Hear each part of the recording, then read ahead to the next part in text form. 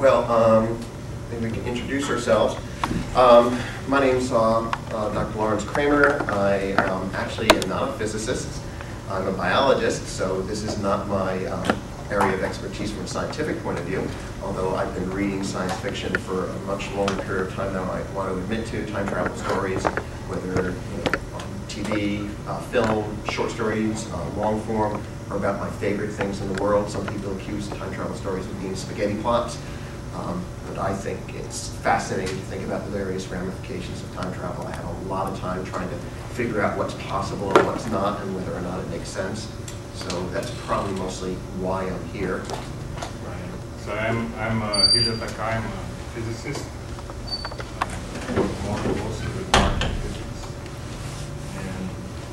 And I must confess that time travel is not one of the areas of my expertise.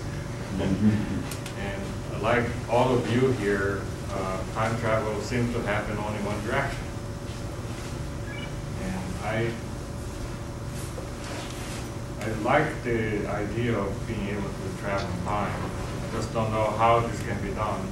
But I mean, science fiction is great for that because we can imagine different scenarios on how this can happen and what would happen to all of us to be able to travel in time. So maybe this is a good path. Biologists think about the two sides. Chris, probably he's feeling the same way I was. I was thinking, well, I can think about it sort of from a layman's point of view, but I'll trust my panelist to do all the heavy lifting as far as the science, because he's a physicist, and physicists are experts on physics, and therefore, time travel is physics. Therefore, he's an expert in time travel. That's logical. That was Einstein. Yeah.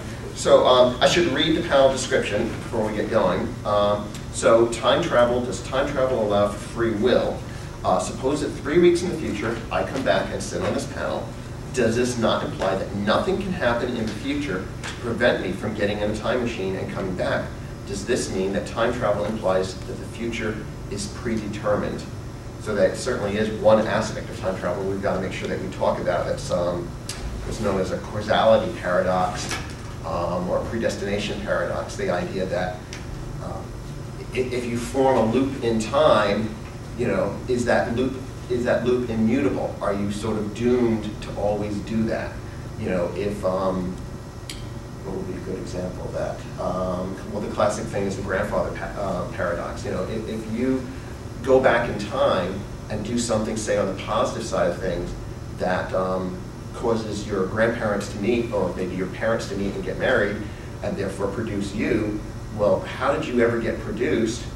Because if you weren't there, you wouldn't have been going back to time to get them together, and if you didn't get them together, you wouldn't have been there. But you did go back in time and get them together, so, was that sort of part of the time loop forever, or, does that have a fixed point that started somehow, and now will never end? So, sort of interesting to think about. But maybe to start off with, just to be really boring, whether or not time travel is possible. So Einstein, I think Einstein was the one who said that, in defining time, and time is what a clock measures. With a clock not necessarily being the clock on the wall, but the clock would be any type of repetitive process that allows you to be able to break up an interval of duration. I mean, a pulsar is a type of clock, a very large clock, I guess, usually probably a large period, but it's a type of clock. Time, as we know, is also relative. Which actually opens up the door for at least one form of time travel. If you can move at a very significant fraction of the speed of light, your relative time rate will slow down, which I'm pretty sure has actually been experimentally shown. Right, you can observe that in the decay of particles. You can have a particle that decays at rest in, let's pick a number here, microseconds. So you have a particle that decays in microseconds.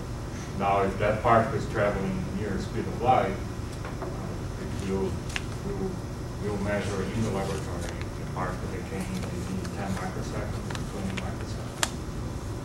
So at least for elementary particles, that type of thing can be observed. So theoretically, if you could get some type of star drive that would, of course, which is a whole nother panel, that would allow you to get up to, I mean, theoretically, you can't go above the speed of light.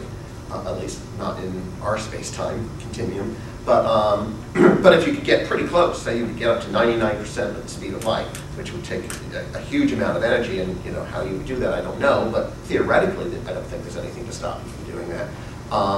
Then your time rate would slow down enormously, and you might perceive, say, a day in your time rate, or maybe even an hour in your time rate, or perhaps a year or more has gone by. And so that would be a mechanism for forward time travel. But that's not really sort of the cool part. What we're trying to think about is backwards time travel, and I think that's what we all find interesting, because that's what creates the paradoxes. If you're going forward, you're still going unidirectionally. I mean, we're all traveling through time, right? I mean, every second we go forward a second, and forward time travel is just doing that faster. But going back is another story. I'm not sure, and maybe I'm not sure that I've heard of any viable mechanism that would make reverse time travel practical. Yeah. I mean, it's a fun concept, but are you familiar with anything? Not from the scientific point of view. I mean, I don't think there is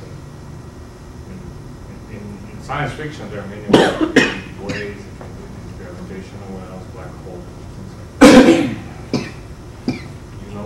I thought that you could create an Einstein-Rosen bridge, and basically you separate a wormhole, and then the other end of the wormhole you could travel back to when it was created. Right. Mm-hmm. But not past that. Not past that. Not past that.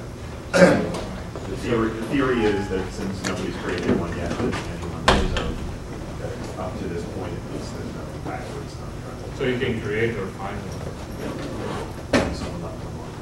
Right, yeah. Which could explain, so some people have said, well, if time travel is theoretically possible, how do we explain the fact that there are no time travelers among us? I mean, you would think if time travel is theoretically possible, if you have an advanced enough science, then eventually we should have that science, and therefore eventually we should be able to go back in time, and therefore you would expect to find time traveling tourists floating around. And, and there's a lot of answers to that. I mean, one, of course, is we may blow ourselves up or destroy our ecosystem and do some other thing to eliminate ourselves as a species before we develop time travel. Time travel may not be feasible, and that would be one answer to that paradox. There's no time travelers because time travel is not possible. Of course, the other obvious possibility is what? They're already here. They're here. I mean, one of them are in the audience right now having a big laugh right now. You're sitting there looking very Woo! This guy. If you only knew. If you knew, yeah. Because would you do we know. Show up just in time, someone comes up with a way to do it and say, yeah, that really won't work. The person who says, yeah, you're right, I probably couldn't do it. Yeah, probably. Or every time it gets. So I guess there are other ways to think about time and free will. For example, in this room here, any of you at your own free will, you can move around. In geographically speaking, in the coordinate system, you can move X, Y, and Z. But in time, you cannot do that. We are somewhat, if you think about the physical system in a very crude way, we are chained to this one axis called the time, sticking forward, and there's nothing we can do to change that. This is something that we have today. So I guess the business of traveling in time implies that we can break that. So we can somehow escape from this timeline. And Einstein was a big responsible to incorporate time into the coordinates, so you can't come up with a coordination of coordinate system. But one of the axes you cannot do very much to change its course. But X, Y, Z you can. But time is very hard to change. Now on this business of time, I mean, you can imagine that we are all here, but if time, for example, let's assume the time, we can quantize time. So there will be a copy of you maybe in the future and in the past. So the you in a tenth of a second ago is probably doing something else. So you can think about time in many different dimensions as well. Some people actually have played around with the idea of well, maybe there's not ever going to be a way to physically move an object backwards through time. But some interesting stories and films have come up with the idea, well, what if you could sort of project your perception back, whether just being able to perceive what happened in the past or somehow being able to project yourself back into an earlier copy of yourself, and time travel in that sense. Yeah, because after all, the light that's scattered off you is traveling somewhere out there. Mm-hmm. So one thing also to think about before, because I do want to spend a pretty fair amount of time talking about paradoxes, that's what this panel is sort of about, but back to the possibility of time travel. As I understand it, and again, I'm not a physicist, I just read the popular view of this stuff. Some people basically would argue that another reason why you can assume that time travel is not possible is because of the possibility of paradoxes. That everything we know of in the universe, causality is always preserved. It's cause and effect. You never have an effect preceding a cause. And of course, with time travel, theoretically, you can have an effect preceding a cause, and that really should be impossible because of the basic fabric of how our universe works. And so time travel won't be time travel into the past won't be possible simply because of that, because it would open the door for paradoxes, and there's no way that that can possibly be allowed, and therefore any attempt. In fact, there's been some really nice stories about this. I'm trying to think. I think it was Larry Niven who did one short story on this. Massively rotating cylinders or something was the name of it. You know what? But basically, the idea that the universe will find some way to conspire to stop you from creating time travel, and that you're doomed no matter what you do or how you do it. Some disaster will overtake you, some technical difficulty will come up, but something will happen such that you will fail. You might get very close, but you will fail. If it was found that there was a way to travel in time, it wouldn't be the first time that something that we assumed to be true was not. That is very, very true. I'm really glad you brought that up, because I read an interesting list, and I'm just going to share this very briefly with you, just a few of these. Things that people predicted were impossible, and maybe time travel is going to be one of those. Let's see, Thomas Watson, chairman of IBM in 1943, this isn't impossible, but this is foolishness. I think there's a world market for maybe 5 computers. I think he was wrong. Ken Olsen, founder of Digital Equipment in 1977, said there's no reason for any individual to have a computer in their home. We believe that's wrong. Some of this isn't basic science, but it's the idea of things being impossible. Oh, this one's a little closer. In 1921, Professor Goddard, this is referring to Robert Goddard, does not know the relation between action and reaction and the need to have something better than a vacuum against which to react. He seems to lack the basic knowledge ladled out daily in high school. So that would basically say rocketry is impossible. And that's untrue. Someone in 1899, the commissioner of the U.S. Office of Patents, who had a reason to be able to see what was coming through, said anything that can be invented has been invented. And we've pretty much done it all. Which, as I understand, by the way, history of science isn't something I've looked into extensively, but around the turn of the century, and I'm not talking the turn that we just recently had, but the turn much further back, that was a general feeling.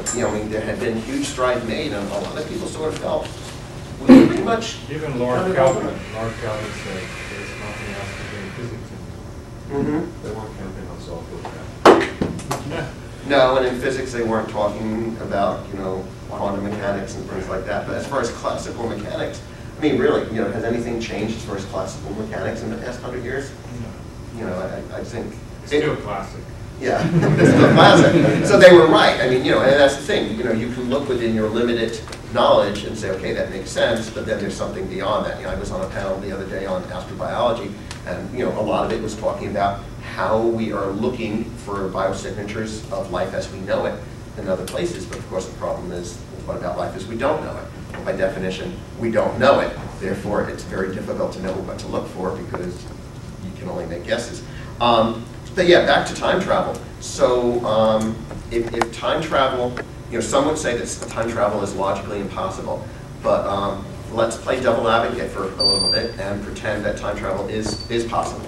So, we're saying in our limited knowledge that it's not, but there's going to be some fundamental breakthrough in the knowledge of how space-time is really put together that is somehow going to allow for a technology that would allow you to travel backwards in time. So the question would be, are paradoxes possible? Some of the short stories that I've read and other works on the topic seem to indicate that if we're talking about the multiple universe theory, that like when paradoxes are solved by saying that basically if you do something that's paradoxical, you essentially jump into another universe.